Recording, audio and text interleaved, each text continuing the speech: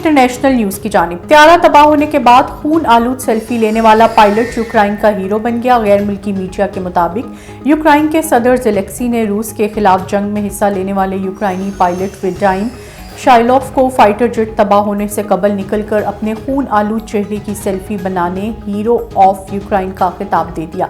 Media के मुताबिक यूक्रेनी पायलट ने इस मौके पर एक सेल्फी बनाई और थंब अप के इशारे के साथ शेयर कर दी। उन्होंने कैप्शन में लिखा, हमें कोई भी नहीं तोड़ सकता। यूरोप ने तुर्की के मजहबी ज़ायरीन के लिए कोरोना वायरस की वैक्सीन लगवाने की शर्त मनसूख कर दी। गैर मुल्की खबर रसा इदारे के मुताबिक सऊदी हुकाम ने तुर्की से सफ़र करने वाले मजहबी ज़ायरीन के लिए कोविड-19 की वैक्सीन लगवाने की शर्त को मनसूख कर दिया। रिपोर्ट के मुताबिक इस फैसले का ऐलान गुज़िश्ता रोज़ तुर्की के दारुल हुकूमत अंकारा में सऊदी और तुर्क हुक्काम के दरमियान मुश्तरका प्रेस कॉन्फ्रेंस के दौरान किया गया। मस्जिदुल हराम के सबसे पुराने नमाजी शेख ओज मऊजुल हरबी 134 साल की उम्र में इंतकाल कर गए। मक्का मुकरमा से ताल्लुक़ रखने वाले मऊजुल हरबी एक सदी से ज़ायद मस्जिदुल हराम के नमाजी रहे। वो सऊदी अरब के तवीलुल उम्र इंसान थे। इन्हें पनाह गज़ीन कबूतर के खिताब से नवाजा गया था।